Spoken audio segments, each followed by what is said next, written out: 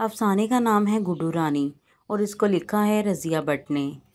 وہ بچپن ہی سے انتہائی شرمیلی، کمگو اور حساس تھی۔ حویلی میں درجن بھر بچوں میں اس کا وجود الگ تھلگ تھا۔ سرخ سفید گول مٹول سی بچی جس کے بالوں کی رنگت اور آنکھوں کی گہرائیوں میں ٹوٹتے اندھیروں کی سیاہیاں تھیں جو عام بچوں کی طرح شوق و شنگ نہ تھیں، جو کبھی کبھی چینخ چینخ کر روتی نہ تھی، ضد نہ کرتی تھی، گلا پھاڑ پھاڑ کر چیختی نہیں تھی، کبھی ایڑیاں نہیں رگڑیں، کبھی زمین پر لوٹنے نہیں لیے۔ حالانکہ حویلی کے دوسرے بچوں کی یہ جانی پہچانی خاصیتیں تھیں۔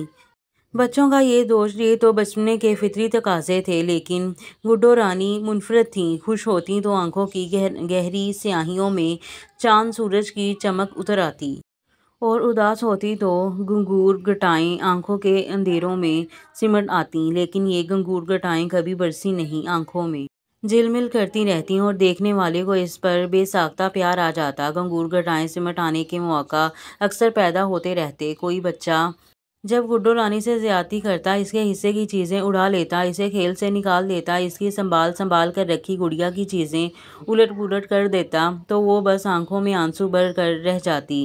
موٹی موٹی خوبصورت آنکھوں میں ٹھہرے ہوئے آنسو دیکھ کر بڑوں کا دل پسیج جاتا، اور پھر گھر کا کوئی نہ کوئی فرد ضرور پوچھتا، کیا چھن گیا گڈو رانی؟ اور گڈو رانی آنکھوں ہی آنکھوں میں پینے کی کوشش کرتے ہوئے اتنی پیاری لگتی کہ بے ساختہ اسے دل میں بٹھا لینے کی خواہش پیدا ہوتی۔ اس کی چیزیں چھیننے والے کی تو بس شامت آ جاتی، خاص کر جب امو بھیا گڈو رانی کی آنکھوں میں آنسو دیکھ لیتے تو بس بچوں کی خیر نہ ہوتی۔ ان دنوں امو بھیا FA میں پڑھا کرتے تھے۔ دادی اماں کے سب سے بڑے پوتے ہونے کے ناطے یوں بھی بچوں کی فوج ظرف موج پر ان کا بڑا رعب تھا۔ اس پر جب گڈو رانی کی طرفداری ہوتی تو خدا جانے انہیں اتنا غصہ کیوں کر آ جاتا۔ ان کی ایسی ہی حرکات سے تو بچے گڈو کے بیری سے ہو گئے تھے۔ ان کے سامنے تو غربا مسکین بنے رہتے، لیکن جب وہ کالج جاتے یا کہیں باہر گئے ہوتے تو دل کی بڑاس نکال لیتے۔ گڈو رانی بھی تو جان گئی تھی، چھوٹی چھوٹی باتوں پر ان کے سامنے آنکھیں بھر بھر لاتی۔ وہ صرف یہی پوچھتے، کیا چھن گیا گڈو رانی؟ اور بس پھر گڈو رانی کے منہ سے الفاظ نکلنے کی دیر ہوتی، کوئی نہ کوئی بچہ ان کے ہتھے چڑھ جاتا، اور اس وقت تک خلاصی نہ ہوتی جب تک گڈو رانی کی آنکھوں میں گھنگور گھٹائیں چھٹ نہ جاتیں اور ان کی آنکھوں کے اندھیرے چمک نہ اٹھتے۔ وہ تو بچوں نے اس دن خدا کا شکر ادا کیا جب امو بھیا نے BA کا داخلہ لاہور لے لیا اور پھر تعلیمی سلسلوں میں باہر ہی رہنے لگے۔ وقت گزرتا گیا اور حویلی کی رونقیں سمٹتی گئیں۔ خالد چچا ایران چلے گئے، آمنہ پھوپھو کراچی میں آباد ہو گئیں، بڑے تایا کا کاروبار پنڈی میں شروع ہو گیا، سلیمہ لاہور آ گئیں۔ حویلی میں دادی اماں اور بڑی چچی ہی رہ گئیں۔ گڈو رانی بھی اپنے والدین کے ساتھ نوکریوں کے سلسلے میں شہر شہر گھومتی پھری۔ کبھی کبھار چھٹیوں میں حویلی میں زندگی پیدا ہو جاتی، لیکن یہ کبھی نہ ہوا کہ سارا کنبہ قبیلہ پہلے کی طرح اکٹھا ہو گیا ہو۔ کبھی ایک آیا اور دوسرا چلا گیا، یوں ہی ہوتا رہا، اور 10 سال گزر گئے۔ 6-7 سالہ گڈو بھی 16-17 سالہ دوشیزہ کا روپ دھار گئیں، لیکن عادت اب بھی وہی تھی۔ خوشی اور غم کا تاثر اس کی آنکھوں ہی سے مترشح ہوتا تھا۔ کبھی چاند سورج چمک جاتے اور کبھی گھنگور گھٹائیں اتر آتیں۔ ان دنوں وہ پورے 2 ماہ کے لیے دادی اماں کے پاس آئی تھیں، چھٹیاں یہیں گزارنا تھیں۔ پہلے تو دل نہ لگا، لیکن جب خالہ چچا اپنے بڑے خاندان کے ساتھ آ گئے اور سلیمہ آپا بھی اپنی 2 جوان بیٹیوں کے ساتھ پہنچ گئیں تو رفو اور شاداں کی غربت میں وقت خوب گزرنے لگا۔ خالد چچا کا بیٹا عثمان اب 6 فٹ کا گرینڈل آدمی بن گیا تھا۔ گڈو رانی کو اب بھی ویسے ہی چھیڑتا تھا جیسے بچپن میں۔ تینوں اکثر بچپن کے ان دنوں کو یاد کیا کرتے تھے۔ امو بھیا سے پٹائی یاد کر کے عثمان کان پکڑ لیتا۔ میرے تو کان ہی لمبے کر دیے امو بھیا نے کھینچ کھینچ کر۔ آپ کون سا باز آ گئے؟ گڈو رانی مسکرا کر کہتیں، اب بھی اسی طرح ستاتے ہو؟ امو بھیا جو نہیں ہیں یہاں، اللہ قسم بچپن کا ایسا خوف دل میں بیٹھا ہے کہ امو بھیا اب بھی آ جائیں تو ان کے سامنے آپ کو چھیڑنا ستانا تو رہا ایک طرف، میں تو آپ کی طرف دیکھنے کی جرات بھی نہ کر سکوں گا۔ گڈو رانی بڑے فخر سے مسکرا دیتیں اور اس کی یادوں میں ننھے منھے چراغ جل اٹھتے۔ دھیمی دھیمی لو میں کتنی فرحت بخش گدگداہٹیں ہوتیں۔ امو بھیا کتنے اچھے تھے، ان کی اچھائی ان کے ذہن کے کسی گوشے میں چپک گئی تھی اور لاشعوری طور پر اسے یوں لگتا جیسے وہ اس کے لیے بہت بڑا سہارا ہیں۔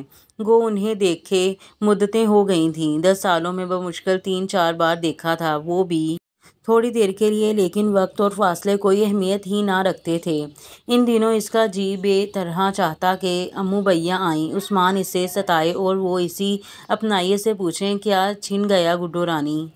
اور پھر وہ مسکرانے لگتیں۔ عثمان کے کان ویسے ہی بڑے بڑے تھے، لیکن اسے یوں لگتا جیسے امو بھیا نے واقعی اس کے کان کھینچ کھینچ کر لمبے کر دیے ہیں۔ گڈو رانی ابھی حویلی ہی میں تھی کہ تائی اماں پنڈی سے آ گئیں اور اسے یہ سن کر بے پایا مسرت ہوئی کہ امو بھیا بھی آ رہے ہیں۔ یہ نوید اس نے بڑے فخر سے عثمان کو سنائی۔ امو بھیا آ رہے ہیں، ذرا بچ کر رہیے گا، سمجھے؟ اور آپ بھی سن لیجیے گا، ان کے سامنے بہت بنیے گا نہیں، ورنہ ان کے جانے کے بعد گن گن کر بدلے اسی طرح لیے جائیں گے جس طرح 10-12 سال پہلے، سمجھیں؟ امو بھیا آ گئے۔ گڈو تو انہیں دیکھ کر شہزر رہ گئی۔ کچھ یہی حال امو بھیا کا بھی ہوا۔ 6-7 سالہ بچی 16-17 سالہ لڑکی کے پیکر میں ڈل گئی تھی۔ گڈو رانی کا جی چاہتا بچپن کے بیتے دن پھر سے لوٹ آئیں، لیکن اس نے دیکھا امو بھیا اس سے دور دور رہنے کی کوشش کرتے تھے، اور عثمان بھی اس کے قریب پھٹکتا نہیں تھا۔ وہ تو امو بھیا سے ڈرتا تھا، لیکن امو بھیا کس سے ڈرتے تھے؟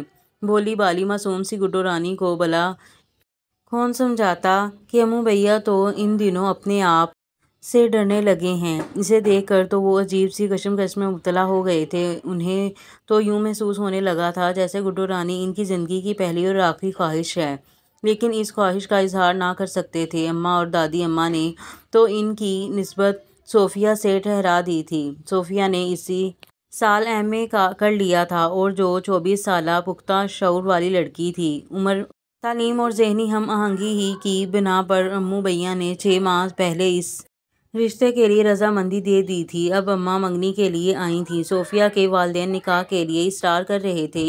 اقرار اور اصرار کا سلسلہ چل رہا تھا۔ امو بھیا کے اندر ہی اندر کوئی جذبہ چیختا تھا، انہیں انکار کرنے کے لیے اکساتا تھا، لیکن یہ جذبہ خوف کی جن تہوں میں لپٹا تھا، وہ اس سے چھٹکارا بھی نہ پا سکتے تھے۔ گڈو رانی ان سے 10 سال چھوٹی تھیں۔ لاشعور میں 6-7 سالہ بچی کا احساس اب تک زندہ تھا۔ شعوری اور لاشعوری تقاضوں نے اتنی بے رحمی سے امو بھیا پر وار کیے کہ وہ بوکھلا گئے۔ گڈو رانی کی معصومیت اور بھول پن نے انہیں مجبور کر دیا کہ وہ اپنے شعوری تقاضے کا گلا گھونٹ دیں۔ یہ آسان عمل نہیں تھا، پھر بھی وہ اس سے گزر ہی گئے۔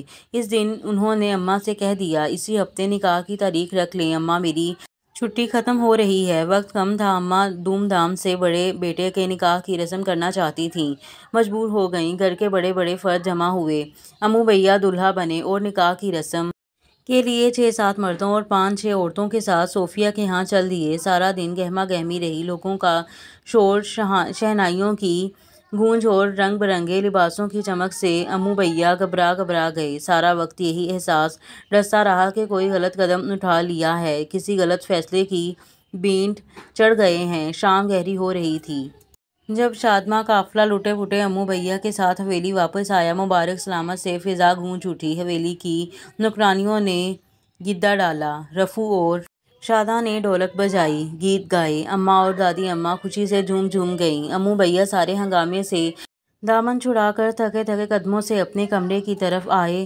تلے اور پھولوں کے ہار گلے سے بیزاری سے اتارتے ہوئے وہ اپنے کمرے میں آئے، لیکن وہ دروازے ہی میں ٹھٹک گئے۔ کمرہ برقی روشنیوں سے جگمگا رہا تھا اور گڈو رانی ان کی تصویر کے سامنے کھڑی تھی۔ شاید آہٹ ہوئی، وہ ایک دم پلٹی۔ امو بھیا کو دروازے میں کھڑے دیکھ کر جانے کیا ہوا، ایک دم گھنگھور سمٹ آئیں اور حسین آنکھوں کے سیاہ اندھیرے جل تھل ہو گئے۔ لمحے کے کوئی 1000ویں حصے میں 10 سال سمٹ گئے۔ امو بھیا جلدی سے آگے بڑھے اور بے ساختہ بولے، کیا چھن گیا؟ لیکن وہ اس سے آگے نہ بول سکے۔ گھنگھور گھٹائیں پھٹ کر برسنے لگیں۔ بھیگا چہرہ ہاتھوں میں چھپائے گڈو رانی کمرے سے باہر بھاگی تھیں۔ کیا چھن گیا گڈو رانی؟ امو بھیا کیسے فقرہ مکمل کرتے، وہاں تو کچھ بچا ہی نہیں تھا۔ امو بھیا نے آنکھیں بند کرتے ہوئے دونوں ہاتھ سختی سے اپنے کانوں پر رکھ لیے، مبادا اپنی ہی چیخ سے کانوں کے پردے نہ پھٹ جائیں۔ اور یہاں پر افسانے کا اختتام ہوتا ہے، اور ملیں گے اگلے افسانے میں۔ اور چینل کو لائک کر دیں، سبسکرائب کر دیں، بیل آئیکن کو کلک کریں۔ ویڈیو اچھی لگی ہے تو ویڈیو کو لائک کر دیں، اور تب تک کے لیے دیں اجازت۔ اللہ حافظ۔